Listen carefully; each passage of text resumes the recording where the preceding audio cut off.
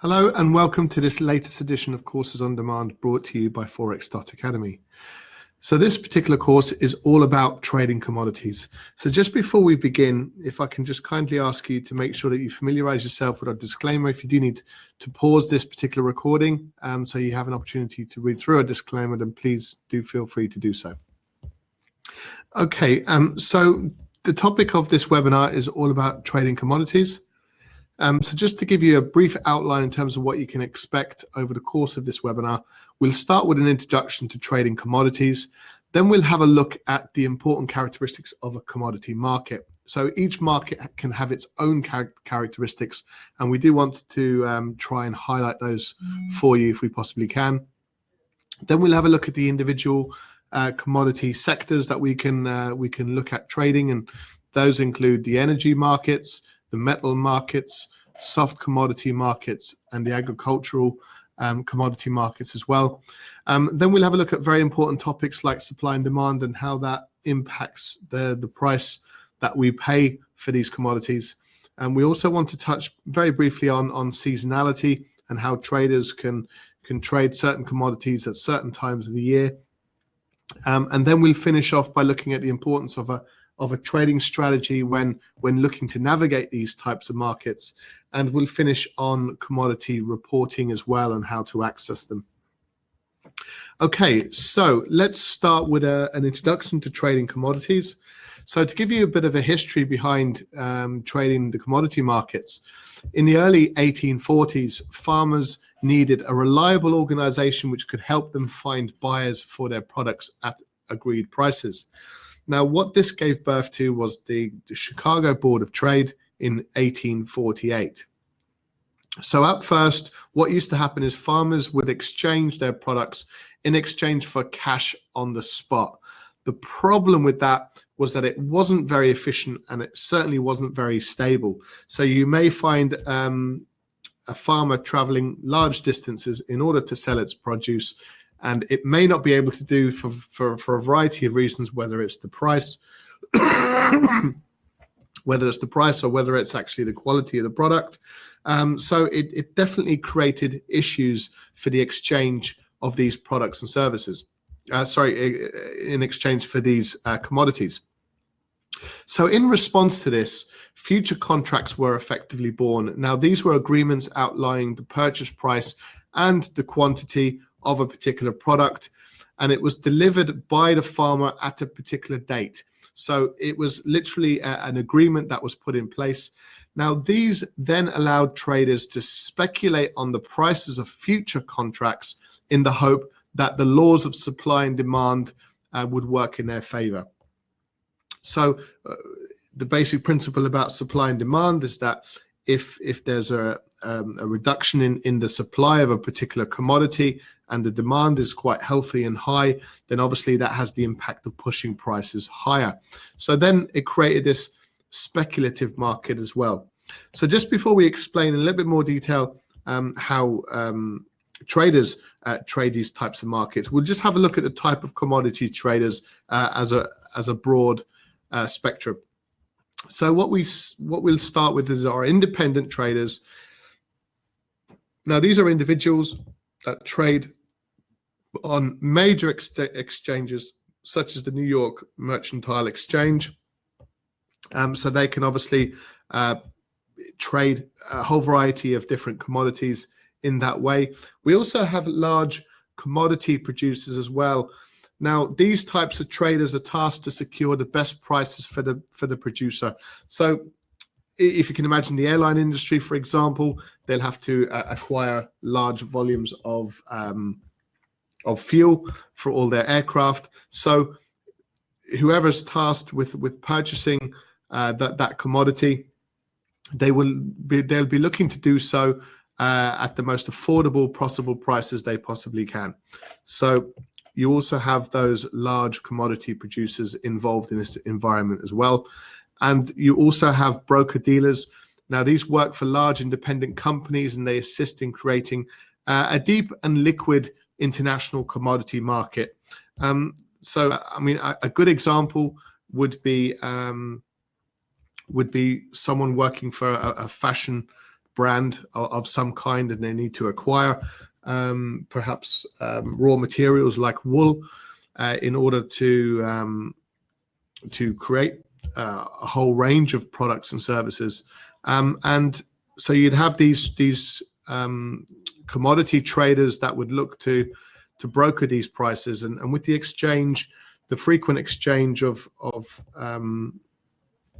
these future contracts, then it does create a deep and liquid international commodity market. And what that lends itself to is commodity speculators. So when we trade the financial markets, we would certainly be trying to profit from small price movements. So we'll be speculating on those markets, often used as a hedge, actually, by some to hedge different investments with no need for the actual physical asset. So whereas other commodity traders have a need for the physical asset to facilitate whatever the need for that particular commodity may be, your commodity speculators don't really have the need for the physical asset. So they are very much focused on what's happening to price movement and looking to capitalize on major moves in price. And that's our commodity speculators. So those are who are involved in this particular market. So just focusing in a little bit more detail and giving you a definition of effectively those that do trade these commodity markets. Now, they can be a physical or virtual marketplace for buyers and sellers. So it is where buyers and sellers meet to exchange a transaction in the purchase of looking to actually buy a particular commodity or sell a particular commodity. And of course, trading the raw products themselves. So there are generally two types of commodity subsections. First of all, we look at hard commodities, and these are typically natural resources that must be mined or extracted in whatever form. So we're talking about the oil markets and of course the precious metal markets as well. And in addition to the hard commodities, we also have soft commodities. Now, these are your agricultural products or your livestock. So for example, we're talking about corn markets, the wheat, sugar, and pork, and things of that nature. Now, we'll discuss these in a little bit more detail very, very shortly. To give you a bit of an image and a bit of an overview, you can see the large number of different commodities and the image of those currently up on screen now. To give you a couple of bit of background to the commodity markets, there are currently over 50 physical and virtual commodity markets which are tradable through a particular exchange. Now, a commodity market can create a large economic impact by influencing the prices companies pay for certain raw materials.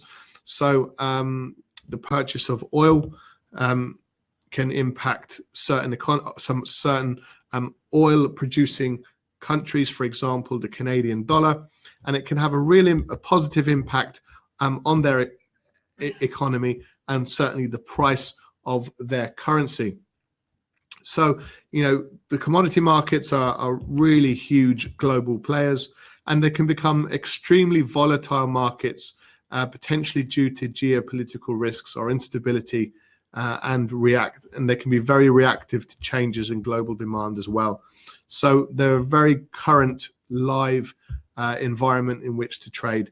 And of course, if there is geopolitical risks or there is issues with the cultivation of a particular product or commodity, then of course that can impact the availability of that commodity, and therefore it can have dramatic impacts on the actual price itself. Okay, so that's just a little bit of an introduction. So let's look at some of the important characteristics now of a commodity market. Why do we trade the commodity markets? So the first is a pretty important reason. The commodity markets are very volatile, and they can create opportunity for financial traders. So we look for those variations in price and see if we can capitalize on perhaps even a significant move to the upside or to the downside, certainly if you have access to the derivative markets. Commodities are most adherent to supply and demand. We'll touch upon supply and demand very shortly. And it is basic economics. If the supply of a particular commodity is restricted for whatever reason that may be, it could be weather, it could be governmental, there could be a whole range of sanctions put on the supply of certain commodities. It can obviously therefore have a direct impact on demand. If there's less of something, the demand for that might increase, and there is the impact that will have on price. Now, it is marginally easier to trade longer term price action. So you often can get these significant moves in the commodity markets when they do decide to move for whatever reason that may be the case. So it is a market that's worthwhile to be patient with. Also, transparent access to commodity data releases. We'll touch upon data releases towards the end of this webinar, but you do have transparent access to that information, and you can literally do your homework on all of these markets and be fairly well adversed in the whole the fundamentals behind all of these commodity markets. And finally, correlations can provide insight to other trading opportunities as well. So we're very familiar. The gold market can be negatively correlated with the US dollar because it is backed by the US dollar. So there is a correlation to be noticed between the US dollar and the gold market, and as a result can provide perhaps opportunities within different markets as a result. So that's just looking at some of the characteristics there of the commodity markets. Now, moving on to each sector one at a time. So we'll start with the energy commodity markets. Now, energies are highly volatile markets, typically for the following reasons. Firstly, it is largely to do with location, often produced in regions of economic and political instability, and as a result can create supply side difficulties. So of course we're talking about North Africa and of course the Middle East as well. So there's a number of fundamental related issues. It can be fairly complex. For example, the OPEC, they do have a certain bearing on the supply of oil. And you're talking about those that adhere to OPEC. So there is non-OPEC oil producing countries as well, but those that adhere to OPEC and their targets, they can absolutely have an influence on the supply side of certainly the energy markets as a starting point, and therefore that can have a drastic impact on price. So currently we do have OPEC looking to restrict the supply of oil, and if you look at the oil markets currently, you can see that we're currently in a bull trend directly as a result of that as a policy. Now there's other factors that are, of course, are involved, but that has been one major driver to the current prices of oil, which we are currently experiencing. Second is the global outlook.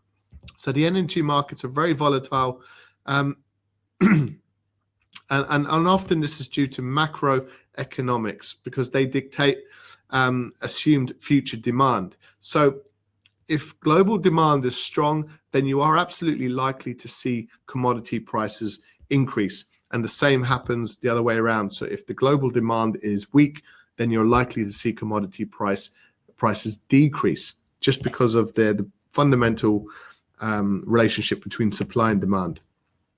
So these markets offer excellent trading opportunities, largely because the factors affecting them can change rapidly, and therefore that impacts prices. And it's this volatile impact on prices that is of interest to us as traders when we trade these markets. So the most traded energy markets are your crude oil, which is your WTI, your West Texas Intermediary. And we also have Brent oil, which is North Sea oil. But in addition, we have natural gas, we have heating oil and gasoline. And these are all tradable markets on exchanges, and you can often find them in your trading platform. So that's just a kind of an overview, really, of the energy commodity markets. So moving on to the metal commodity markets now. The most common metal commodities are gold, silver, and platinum. Now, just out of curiosity, the prices for these metals are stated in dollars per ounce. And what you can often see is you can often trade the markets with either gold, silver, or platinum. But you might find the symbol or the ticker symbol looking like so. So the yellow or the gold colored market here at the top is the cross. The X just stands for the cross. The next two letters is the chemical symbol for gold, and it's crossed with the US dollar. So that's how you can cipher what the symbol actually represents. So we're talking about the cross between the gold market and the US dollar. Now, the price to the right of that, the 1346.44, is actually the price in dollars per ounce of gold. So currently, according to this price, the price of gold is $1,346.44. So that is the price of an ounce of gold. Now, the same applies for, or the same principle, should I say, applies for the silver market. So we have the cross between the chemical symbol for silver, which is AG, and it's crossed with the US dollar. So again, 16.771 is the price for 1 ounce of silver.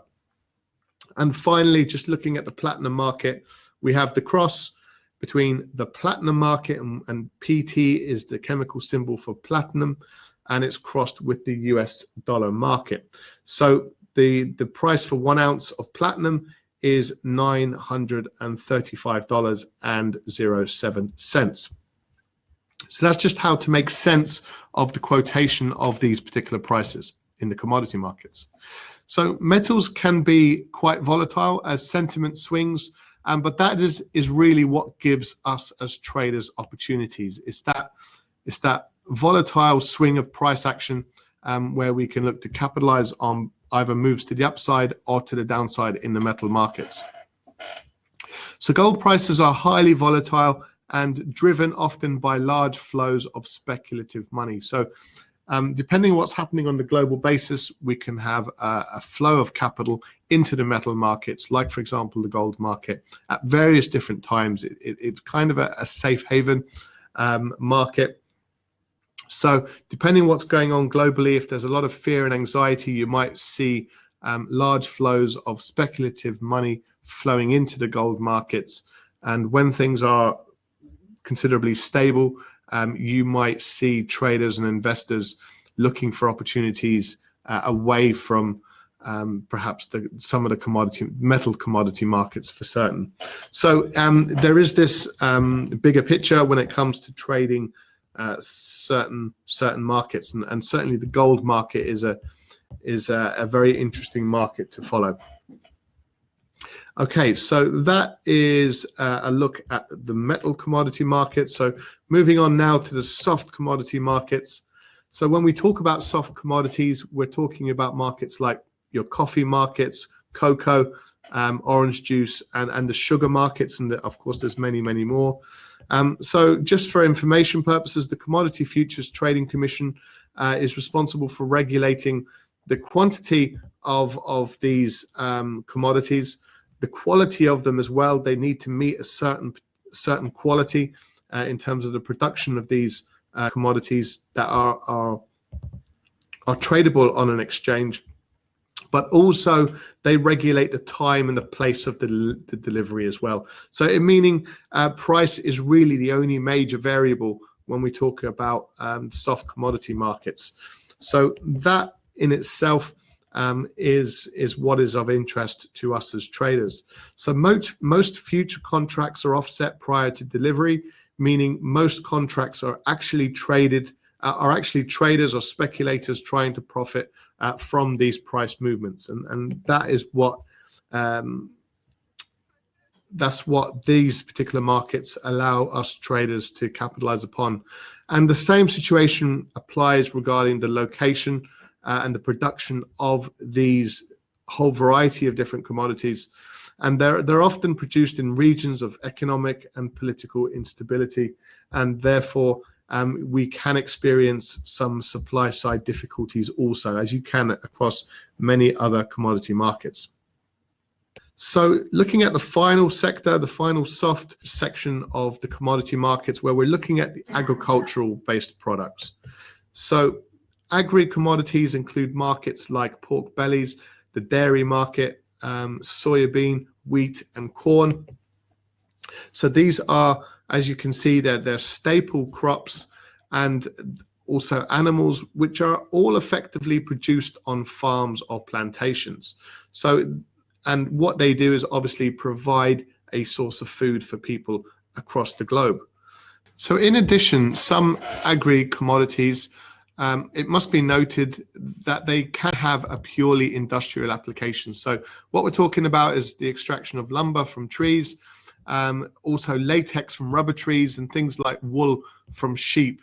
And these provide fabric to the clothing industry.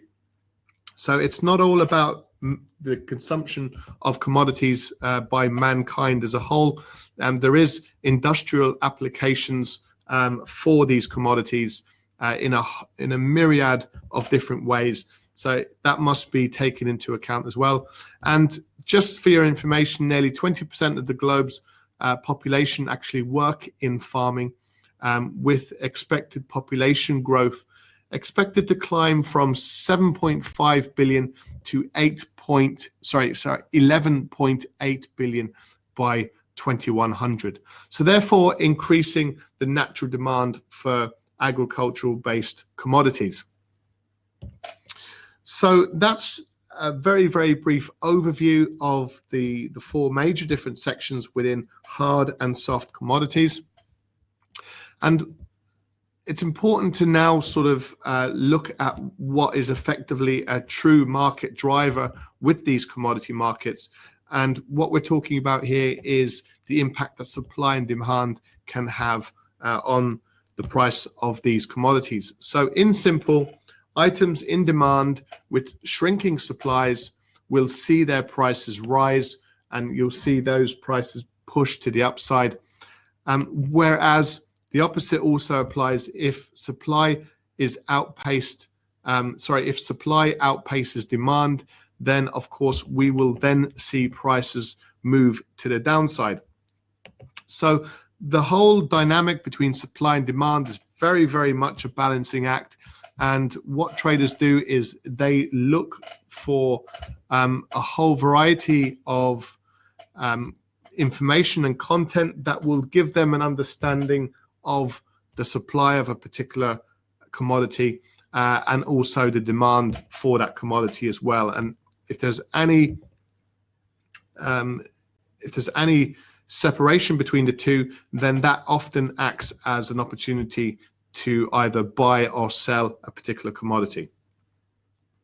Okay, so hopefully that makes a little bit of sense. So moving on then to seasonality, and to just explain what it is, this is when there is a tendency for certain markets to perform better during certain times of the year and worse during others. So for example, the oversupply of cocoa saw a devaluation of nearly 40% in 2016.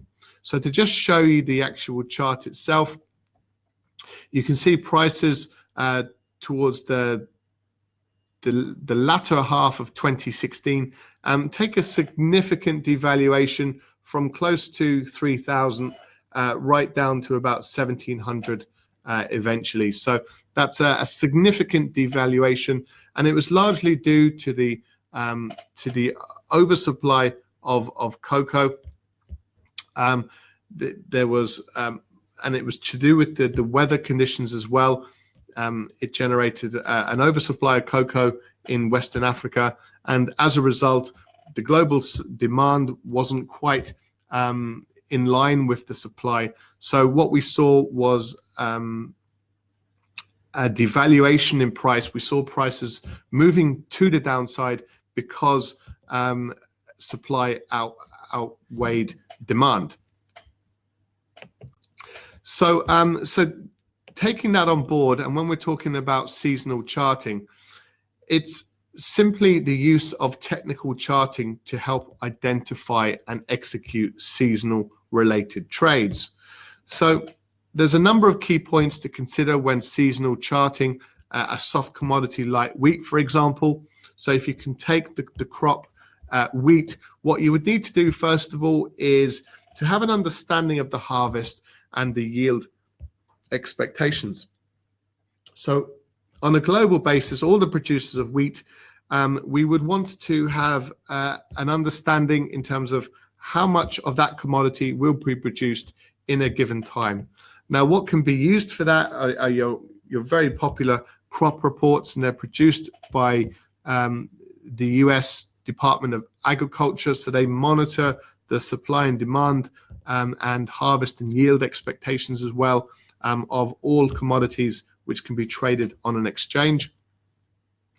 And therein lies the impact that it can have on supply. So either the yield of a particular crop like wheat can actually be oversupplied in relation to demand, or it could be undersupplied.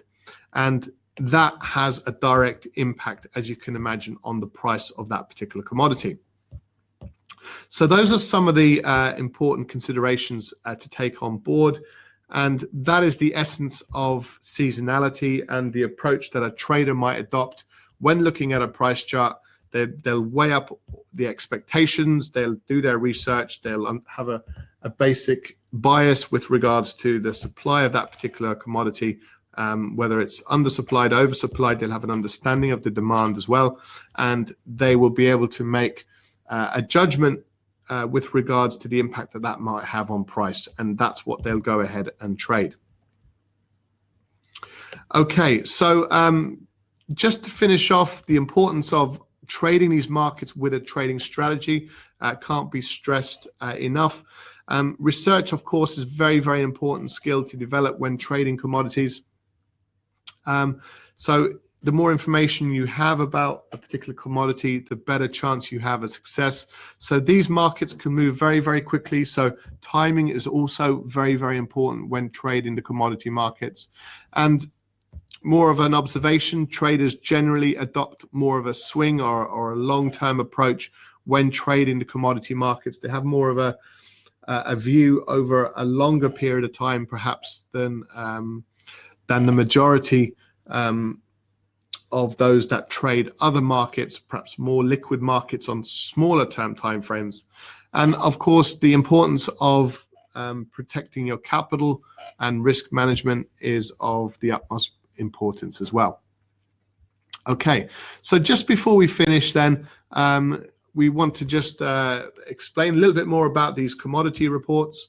Now, what you'll find is expectations for the amount and the quality of the yield for all of the commodity markets, and you'll find this information either through the USDA, which is the US Department of Agriculture, and that you'll also be able to find regional reports on supply and demand as well, depending what that government or that country happens to prioritize in terms of production, and you'll be able to see the dynamics between supply and demand. So that's the level of kind of research and understanding that you would need if you wanted to trade the commodity markets. The commodity markets are absolutely impacted, again, by government policy. So it is useful to keep abreast of commodity-related developments. So those that produce certain commodities that perhaps you're interested in trading, maybe it's advisable to have or to keep a close eye in terms of the the moves that are made by the governments associated with the production of those commodities, because the decisions that they can make can have a significant impact on the supply and demand dynamic.